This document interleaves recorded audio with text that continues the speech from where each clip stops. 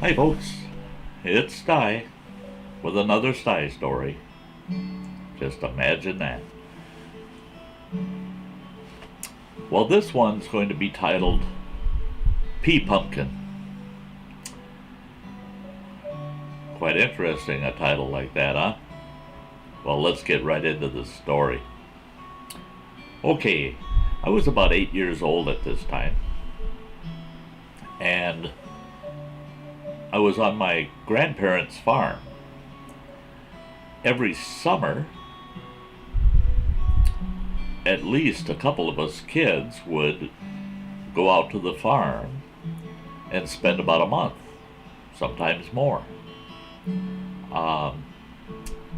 Sometimes it was the majority of the summer. Well, our folks would take us out to the farm, which was about a 3.5 hour drive out to the farm. Excuse me. And drop us off, and there we'd be for most of the summer. Well, this particular summer,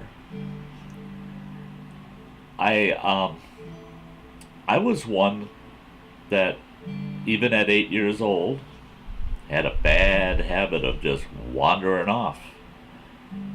If I saw something on the skyline that caught my interest, I was heading that way. So, out on the farm, it happened quite often. My grandfather and my grandmother kept telling me, you're allowed to walk down to the end of the road, to the T. Well, it wasn't a T, it was a crossroad. But typical farm country, every mile there's a road. They're old gravel roads, you know. But they told me I can go that 1 mile to that crossroad either direction from the farm. Well, so I'd go exploring down that road. There were stands of timber here and there, but mostly farm fields and the occasional farm. Well, going down to the end of the road to the crossroads from their place, there were 2 other farms. And the one farm had this old boy. He said that his folks had originally started the farm. Now this guy, he was older than sin and lived all by himself. And he leased out most of his farm. He just kept the home place and a few acres close to the home place for his own use.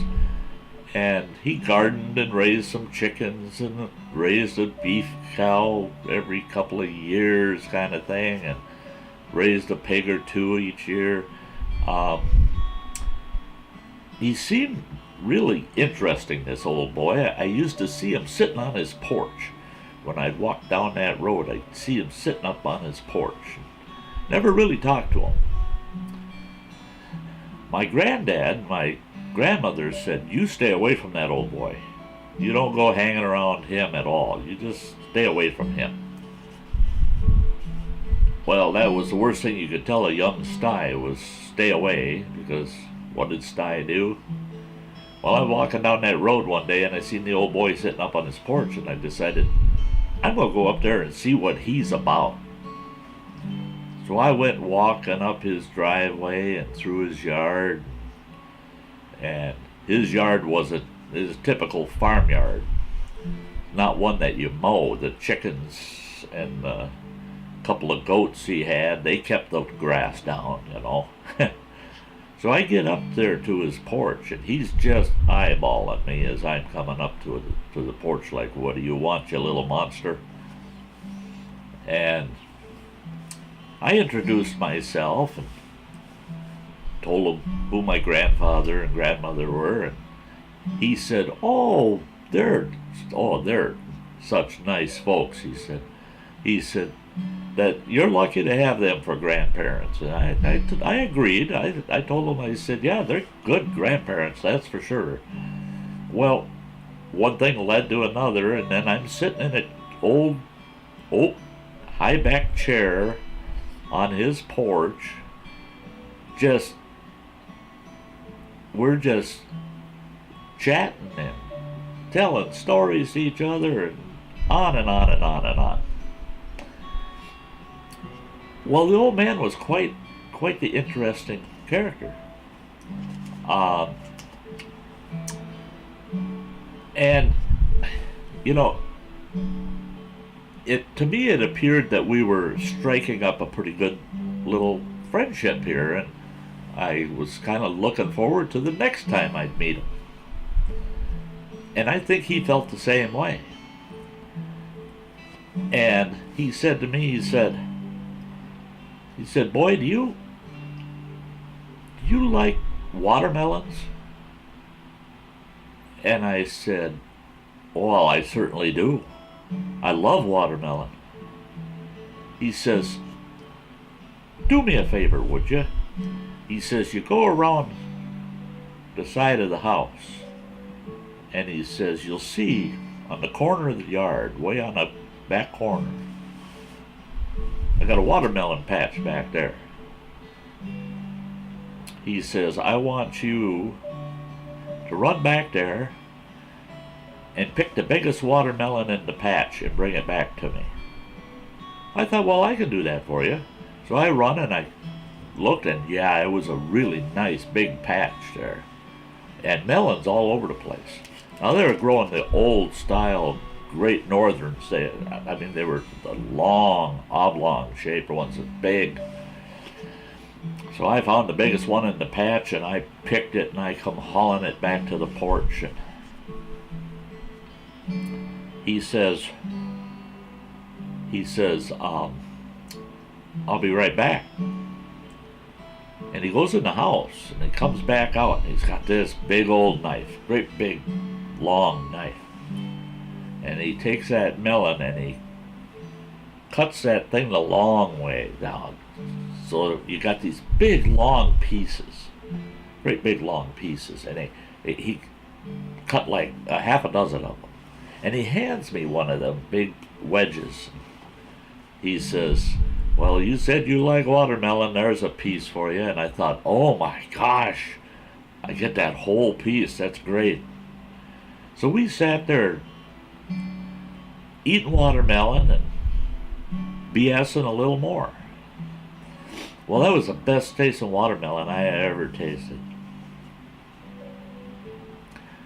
Well, I figured I'd best be getting back. It's getting close to sunset, and if I'm not back well before dinner, I'd get a good whipping.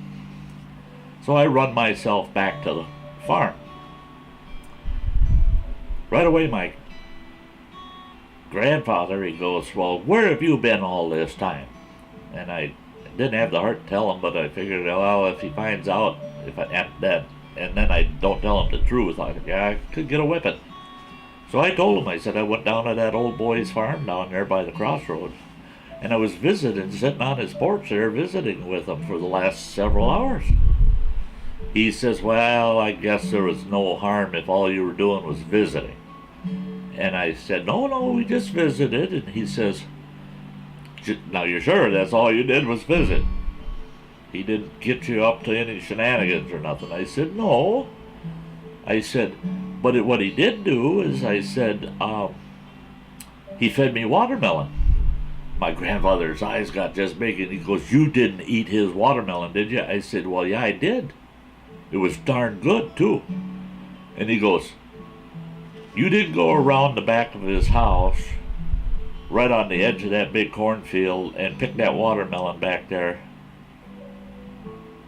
that you guys were eating? I said, well, yeah, you're right. That's right where it was. You go around the corner of the house and toward the back of the house, right on the edge of the cornfield. He says, did you notice any buildings close by that watermelon patch?